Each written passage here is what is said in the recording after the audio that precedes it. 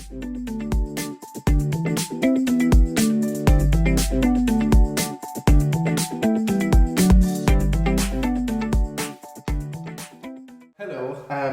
Welcome back. Thank you for listening.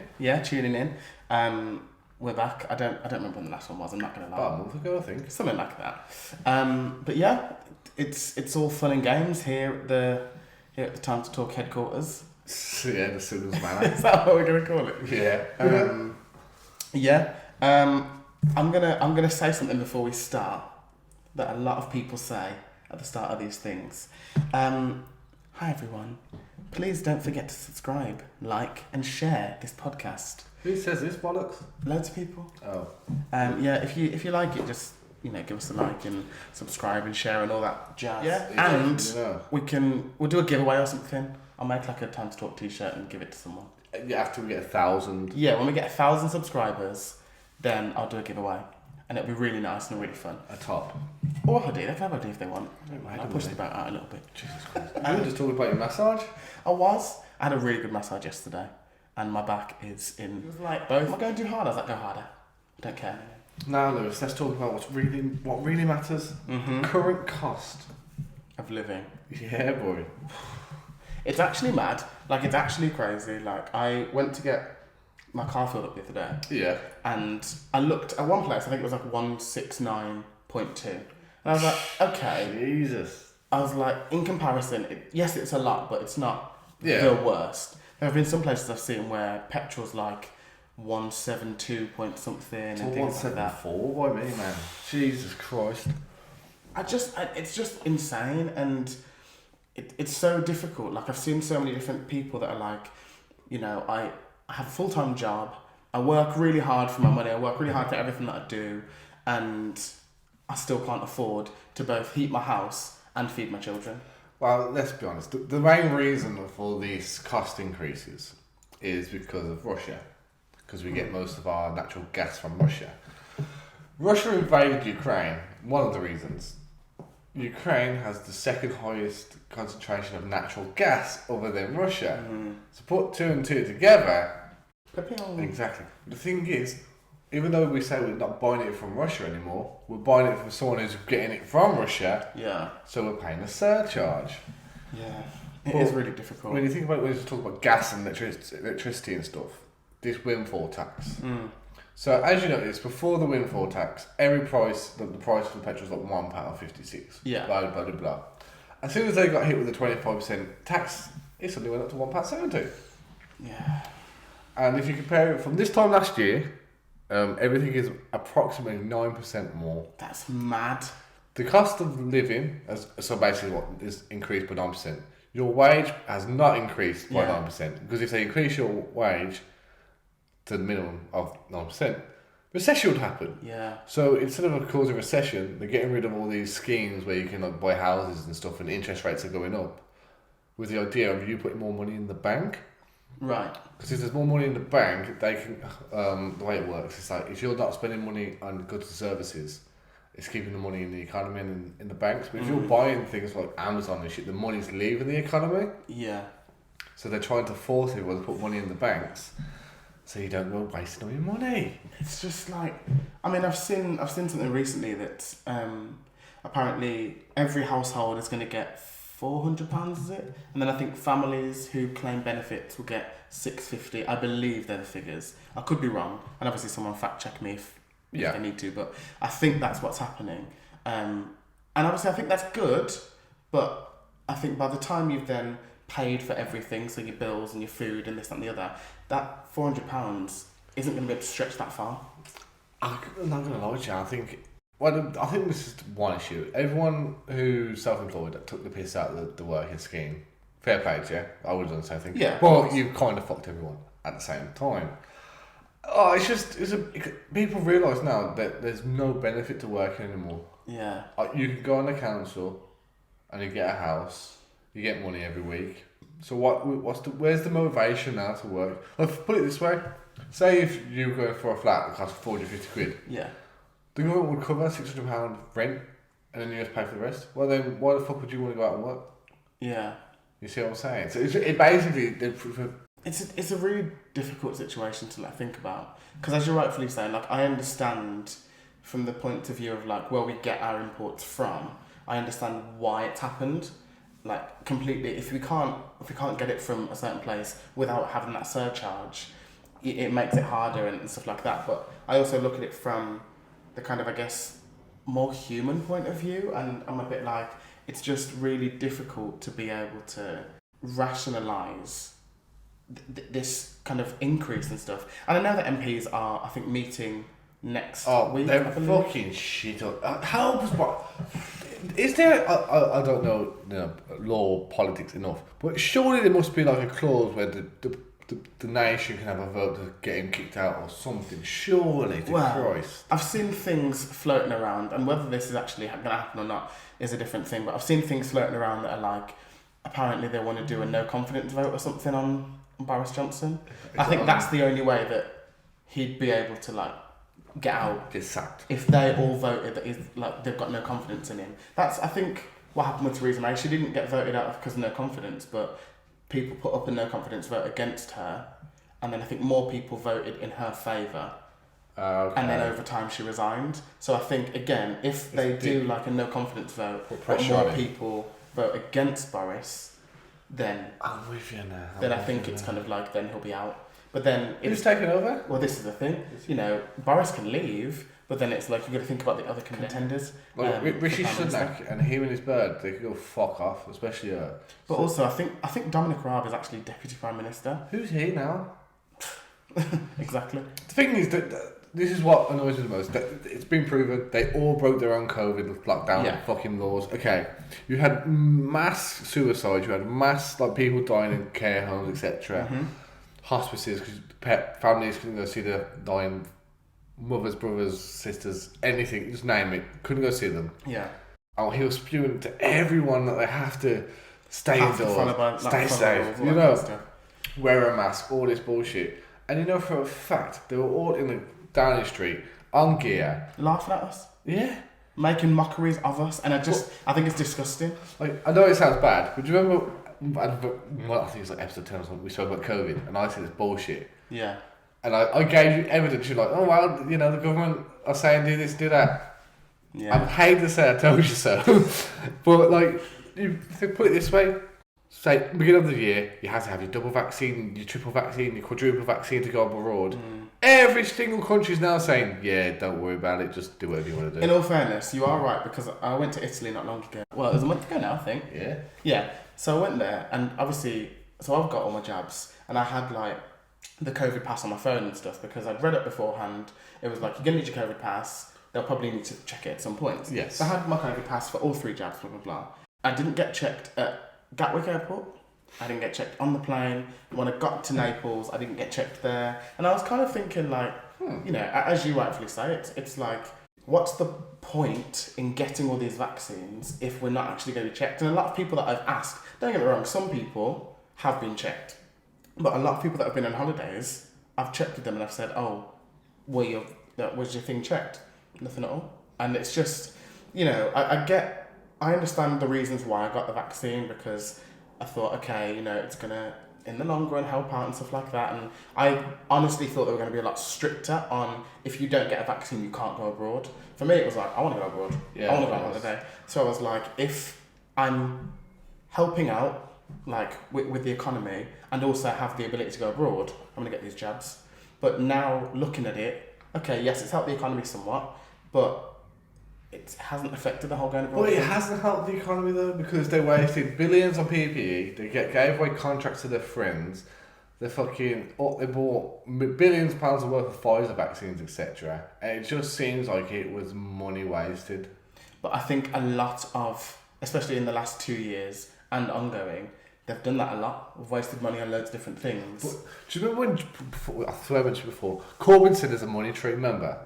Even the thing is, and I thought he was changed shit as well. You remember he said? Well, I remember Theresa May said something about there isn't some magic money tree or something. And like Corbyn that. was like, yes, there is. Yeah. Looking back now, if Corbyn did get into power, I think it probably would have been the same kind of outcome. But I reckon we would have got out COVID quicker. But it just proves to you that there is a money tree when you actually want to do something. Because how the fuck could Rishi Sunak, yeah. manage to maintain every single family near enough during a recession when no one was working, doing fuck all, yet also spend billions of pounds on bullshit and vaccines? So clearly there was actually a money tree. Well, I think the thing is, it's like there's a money tree if and when they need it. Yeah. There's not a money tree for us common folk, but if and when the MPs need it, all of a sudden there's this money tree. They can get as much as they need. Blah blah blah blah blah. You know what annoys me the most though?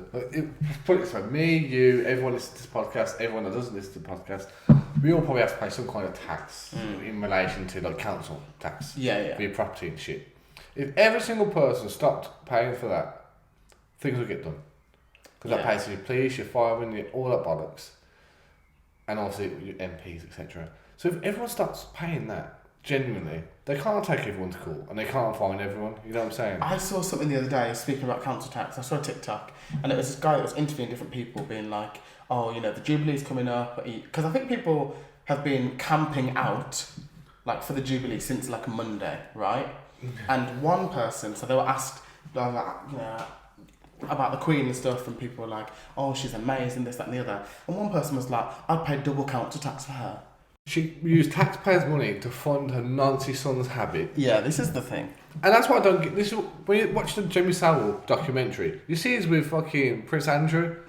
So I'm telling you, Prince Andrew's been a nonce since early days. I think it's really difficult because like, I look at it very, very kind of like openly and stuff. Yeah. There are so many people that I know that are very patriotic, and obviously there's a history. We had kings and queens. The thing is, how can you be patriotic, man? Like, genuinely, the country's a shit. She just fuck all. But I think it's because of how people have been raised. If you've been raised a certain way, like if your grandparents, great grandparents have been really patriotic and they've taught that kind of through the generations, then you've kind of learnt, oh, I need to be patriotic. But if you've kind of been taught, okay, yeah, the Queen's there and the royal family are there and everything, but actually you don't need to worship them or kiss their feet, things like that, then you're going to kind of grow up like that.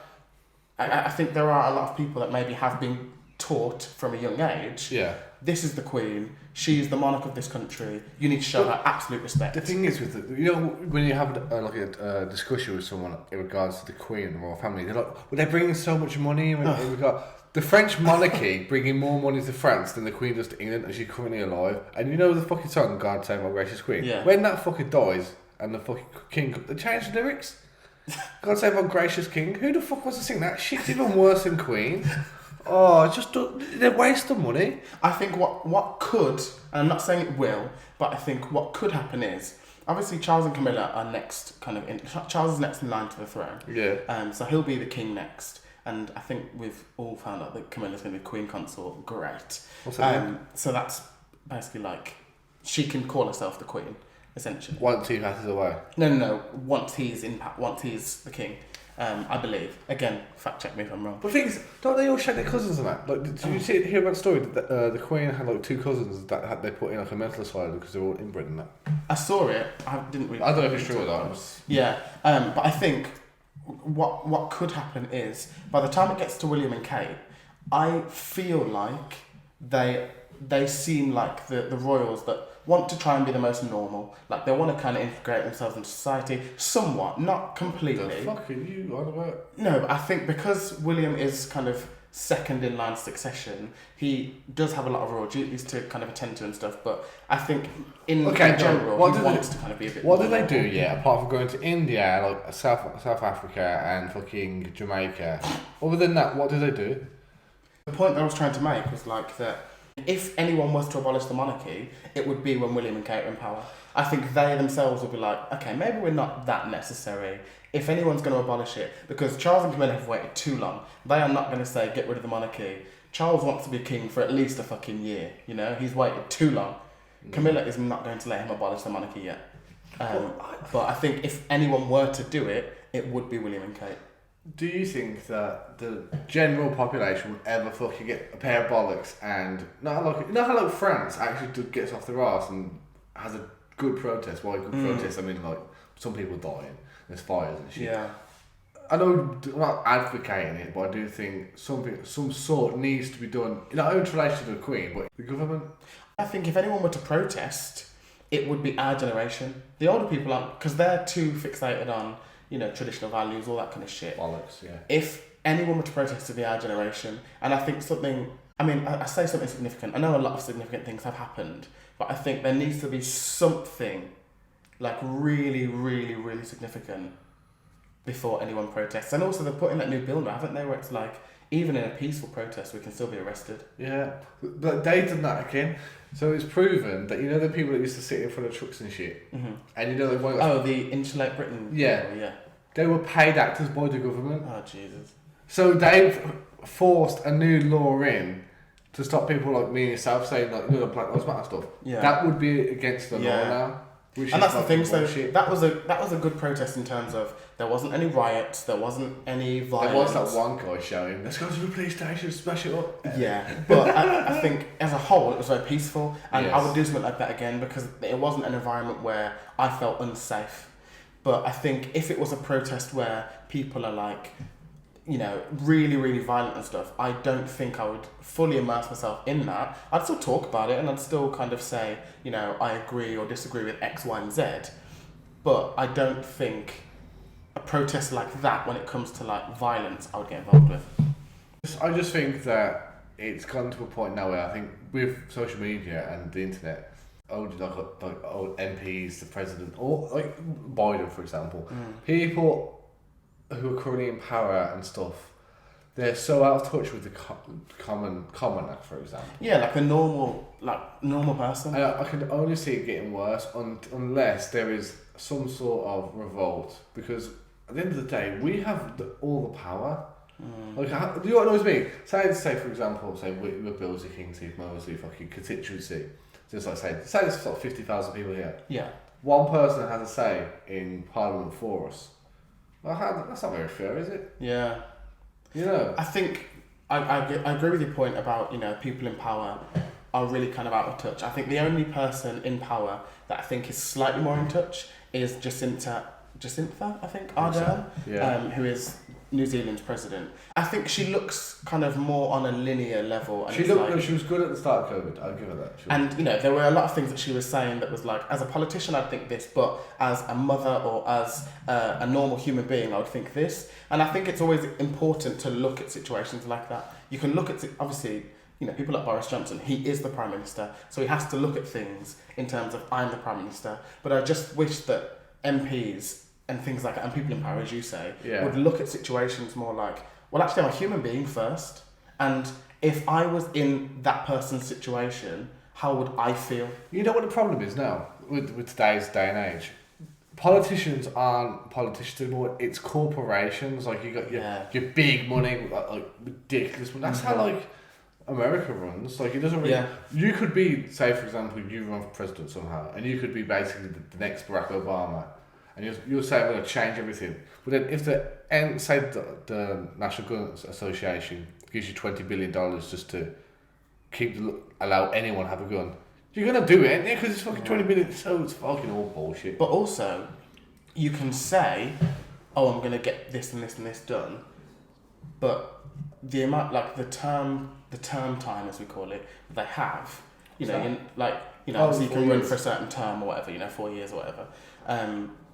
Realistically, is it going to get done in that time? Let's say, for hypothetics, whatever, that Labour were to go into power next. Yeah. And they said, we're gonna do this. We're gonna fix the cost of living crisis. Blah blah blah blah blah. Okay, that's fine. But you've only got, I think it's 5 years here, isn't it? 4 or 5 years. 4 or 5 years, yeah. Realistically, within that time frame, are you going to get every single thing that you want to achieve done? No, and then if it were to go back to a Conservative government, they're just going to push back on everything that Labour have said, and it's just like, it's all well and good having these ideas and stuff, but unless you have the right time frame and can implement them within a certain time frame, it's really difficult. Yeah, I think that's what they do though. Like you just said, they have a term time to 4 or 5 years, so they mention something, say like, we're going to increase the living wage, for example. And then when it comes to like 3 years, or say, and the 4th year about to leave, they'll start mentioning it again. So Yeah. we're pushing for it, so they get another 4 years. But then they still won't do it. Yeah. So That's the thing. I think manifestos are kind of like, oh, look at what I can do. This is what I can do, and it's all great, but I'm not actually going to do it. that's the thing, though. So say like Boris's manifesto says he wouldn't increase the national income or any tax and stuff. He's done that. And then also remember the Brexit. Oh yeah. But if you have lied to the nation, surely that there should be like another revote or something. I can guarantee you, if the Brexit thing, because it was like 51-49%. Yeah, it's really, really close. Like if you'd done that again, once you found out that the NHS weren't going to get all the money you promised it, that would have been like 70-30 staying. So, yeah, and I think as well, like I think people can now, as you say, look at it and go, oh, actually, we were bamboozled. I voted this because of what we were promised. But as you rightfully say, it's like, actually, none of this actually happened. You lied to us, so I want a revote. We don't trust you, blah, blah, blah. And as you rightfully say, if there was a revote, I do think that the Remain campaign would get a higher number of votes because a lot less people are going to be bamboozled, a lot more people have opened their eyes and understand, actually, realistically, that ain't going to happen. Because the average Englishman, Welshman, Scottish woman, man, whoever, they love the NHS as much as anyone else because the NHS is literally the best thing. That's free healthcare. So helpful. Like you might pay £8 to go fucking get some penicillin. Yeah. You think, fuck me, you've got to see a doctor. You've got to get checked. That's the thing. You haven't had to pay to go and have that consultation with the doctor. You haven't had to pay to sit in A&E. You haven't had to pay to call out an ambulance, things like that. As you say, yeah, it's a bit annoying when you have to pay for a prescription. Okay. But I would much rather have to pay for prescriptions every now and then. Yeah. Rather than every time I go and see a doctor for anything. It could be, I've got a cough and, it's nothing. Okay, that's cost you a whack. Like imagine getting a car crash or getting stabbed or something random. And you're like, don't call an ambulance for me. Yeah. I can't afford 70 grand for the call. That's the thing. No. I just think it's so dangerous and so I can definitely see if they're saying we're going to put so much money into the NHS, I can see why people were like, yeah, let's do it. If that's what's really going to happen, let's do it. I just think it's a sticky situation, really. Yeah, life is just crazy. Life is shit, and then you die, basically. No, eat shit, die. That is true, isn't it? Anything else you want to say? Yeah, I guess I think we're done here then. Well, yeah, thanks for listening, guys. We really hope you enjoyed this episode. Let us know if you agree or disagree with any of our points. And yeah, please come back for more.